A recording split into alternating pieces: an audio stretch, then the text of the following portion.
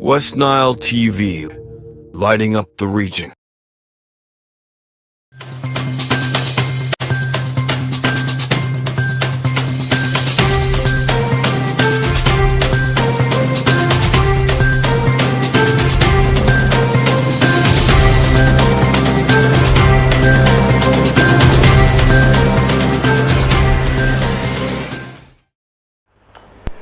Hello, good evening. You're most welcome to the NILEcast News Bulletin for this evening. Today is day 7th of the March 2025 and my name is Mercy Daru, the anchor for tonight, and without wasting any time, let's first take a look on the headlines that is making up the big stories for tonight.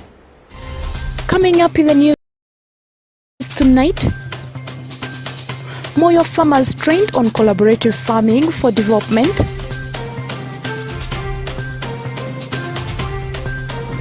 Obongi RDC concerned over the state of district production boat.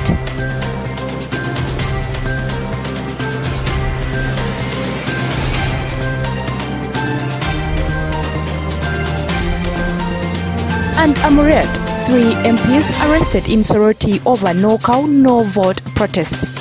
More of these details will come in the NILEcast live at 7 p.m.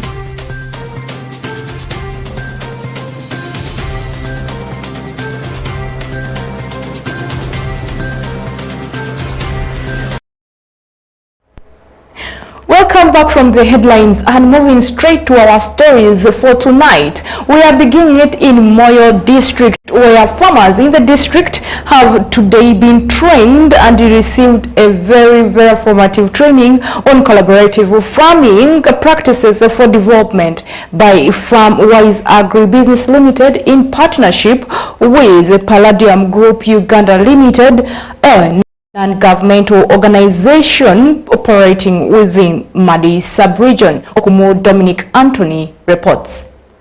The Gender Action Learning System, Girls Methodology Training held at Nasera Shoots, aims at empowering couples through collaborative farming so as to foster unity, development and reduce on gender-based violence in families. Mawad Justin, the Chief Executive Officer Farmwise Agribusiness Limited, explained the purpose of the training and emphasized the need for collective planning for development within the families. Our aim of bringing the man and the woman together in this training is to strengthen them, to give them information around the gender balance, gender equality, so that the man and the woman at the same time will take the information, and when they go home, they can put it into practice.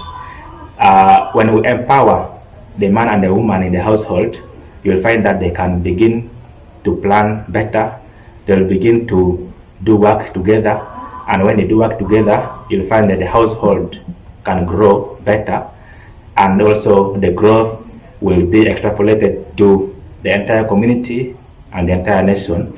Like Billy Herbert, a participant in the training, said, through the training, they are able to discover that many families have ignored the aspect of gender inclusion in decision-making, something which has let down many families in terms of development. We have realized that the biggest problem that we have, especially in West Nile here, is that families don't take the issue of gender inclusion very seriously. You find a man doing his own thing, a lady doing her own thing, and yet they could take the advantage of their unity to ensure that their projects develop more and more, and their projects become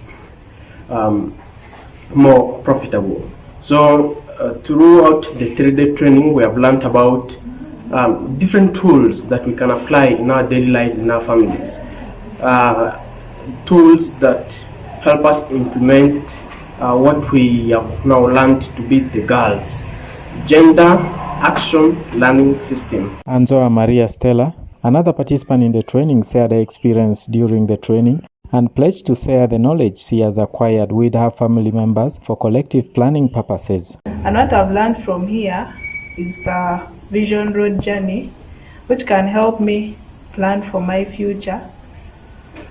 I can draw it for 5 years, and I see my vision on what I want to do in the next 5 years and how I can achieve. And I believe it's going to help me a lot, and as well as in our families. We can use them also for proper farming, proper planning with our children and our parents. Edema Peter, another participant, observed that through the training he is able to discover that it's unwise for a man and a woman to plan separately because this blocks family progress and retards development. In this training, we have realized that it is not good for a man to plan alone and to use the resources alone, nor for the woman to plan alone her things and use the money out of that alone. But since they are together, it should be for the good of all in the family.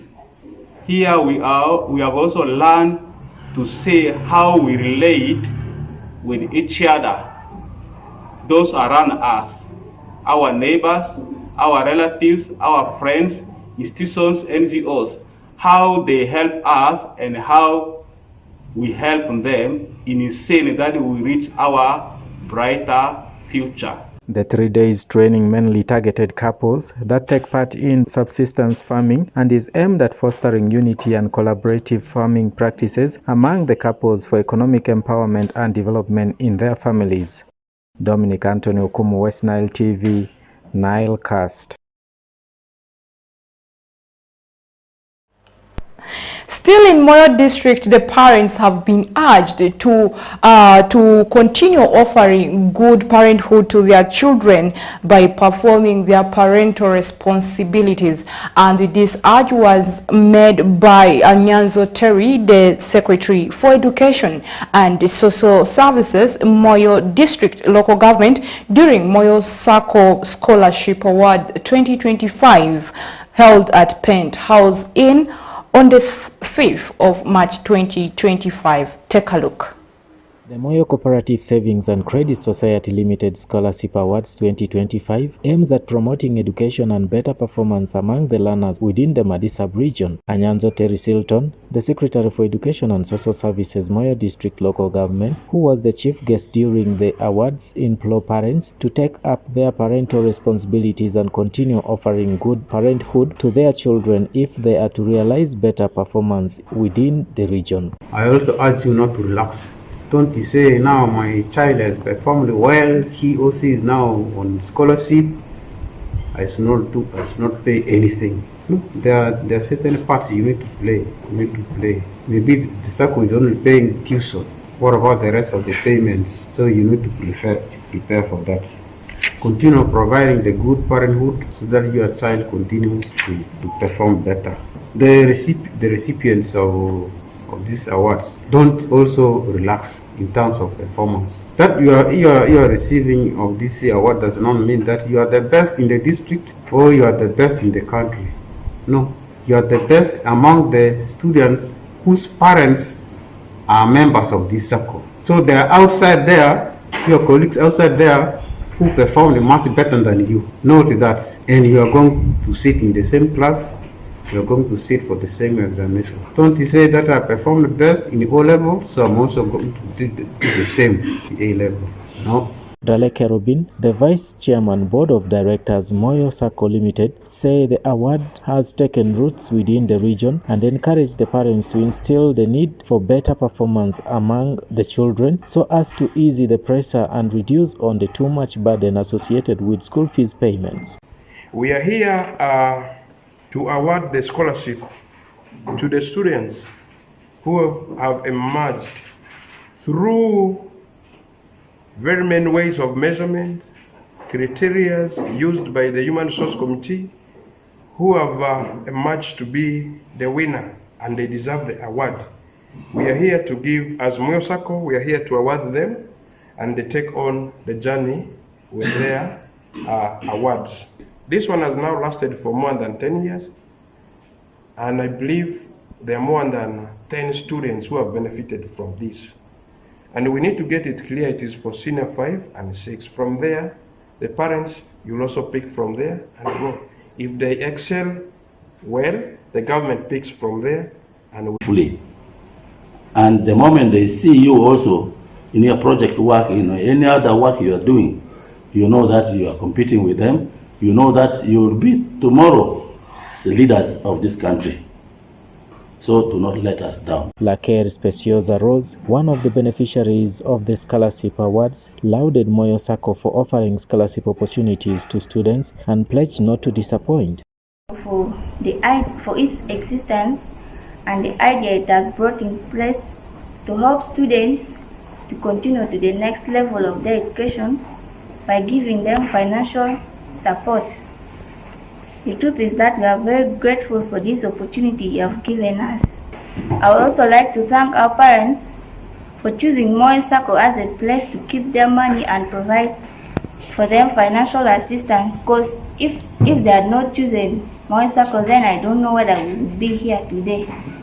Moyo Cooperative Savings and Credit Society Limited started in 2002 with over 20,000 members. The SACCO has been offering scholarship awards to the best 4 learners, that is mainly 2 male and 2 female learners in Senior 4 for over 10 years as part of its corporate social responsibilities, with over 10 learners now completing their studies under the scholarship. Dominic Anthony Okumu, West Nile TV, Nile Cast. Going to Obongi District, the resident district commissioner Mpimba Hasaka Samuel is concerned with the state of the Obongi District Production Board, which is grounded for close to 2 years. The RDC raised the concern over the state of the board during the monitoring of government facilities. Take a look. According to reports, the Obongi District Production Board, which was purchased during the 2019-2020 financial year for monitoring fishing activities within the district, has however been grounded under no clear circumstance for now close to 2 years. Pimpaza Samuel Hasaka, the resident district commissioner Obongi, during the monitoring of government programs within the district, expressed his disappointment on the state of the district board, which has been grounded for close to 2 years, yet the board could have been helping in monitoring the activities on the river within the district. This boat was bought when Obongi was created around 2019-2020, but unfortunately this boat has never done anything. Since I came to Obongi early 2023, this boat has been there in the water, just hanging there. And then with the time, it was filled with water because it was not being used. So I got concerned. I took a picture, wrote to the cow, the then cow Andrew Leroux, complaining about how a boat supposed to be doing work. It's just in the water, parked there day in, day out. And it had already developed cracks. So when I wrote to him, nothing happened. So again, I remember another time I had to take a picture. When I took the picture, it went to the social media. Then they fumbled and removed the boat from the water just there. And they have put it here. And like you've seen, it has developed cracks. But what they did, they are now using super glue of 1000, which they buy from the shop. And then they're trying to patch the holes that are in the boat, which is very dangerous. Because using super glue of 1000 to patch those holes is likely to cause a lot of problems and is a danger to human life. And that again shows us lack of seriousness by the leadership of the district, in that this thing should have done a lot in terms of promoting fish farming, in terms of patrolling the river to make sure people have good fishing practices, and also it could be helping us like in cage fish farming. But you can see it is lying here, neglected, and almost I doubt whether this thing will ever do the purpose it is meant for, because of the fact that it has developed a lot of holes in it. Otim Benson Humphrey, the Chief Administrative Officer Obongi, when approached on the matter, confirms that the boat has been grounded since the end of 2023 and gave details on how this came about. Yes, it's true. The district has a boat that has been dysfunctional for over a year now. The story that I have is that around the end of 2023, of course I was still not here, the RDC had operation, the normal rescue operation in the river. There were some suspected cases of people drowning, and he went with this particular boat, the coast pine, the operator, coxswain, and the one who RDC used to operate the boat, I think is this one who was not used to possibly a bigger machine boat than this. And of course also I think did not understand the river well. When they went, they had accident. And we thank God that accident did not lead into more risk, because the risk could have led us to losing, including our boss, the RDC. A boat had accident where the engine was disorganized, had accident that made the boat grounded. He further stressed that the district has gone ahead to repair the engine of the boat, which he said will soon resume its operations. What have we done? To me, I now don't want to dwell into the past. What we have done is that this particular boat was bought from Yama.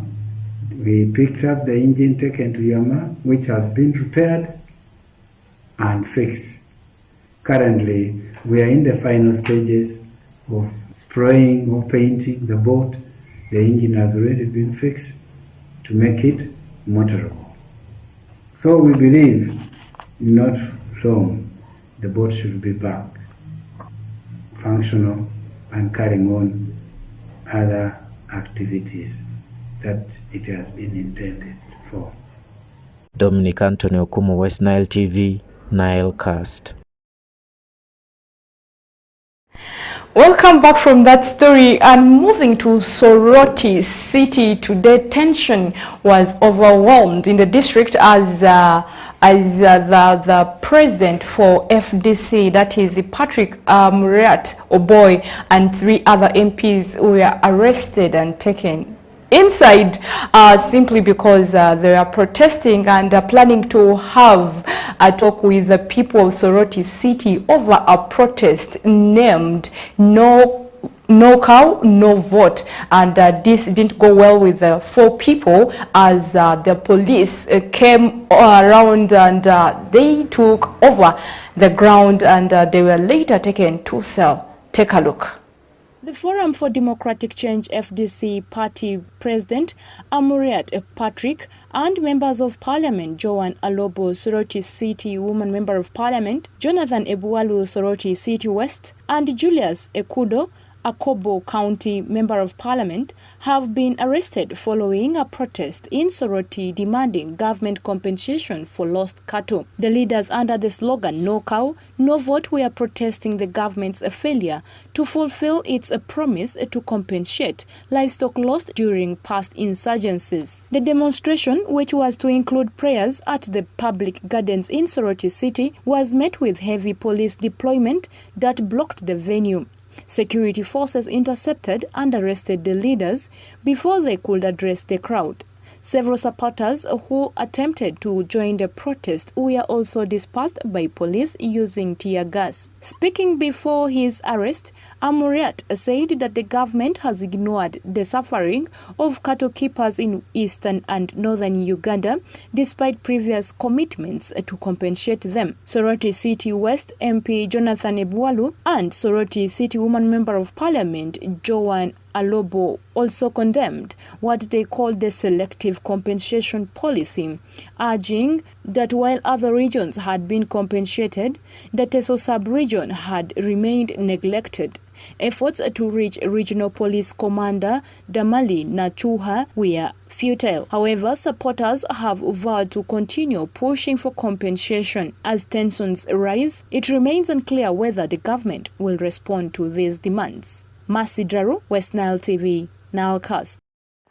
And with that story, we have come to the end of our Nilecast news bulletin for this evening. My name is Mercy Draru, the anchor. And tomorrow is Women's Day, and gentlemen, please behave as gentlemen, as women will be celebrated in the whole world. It will be an international event where we are going to celebrate women. So let's gather and we celebrate the women together. And from me to you, have a very good night.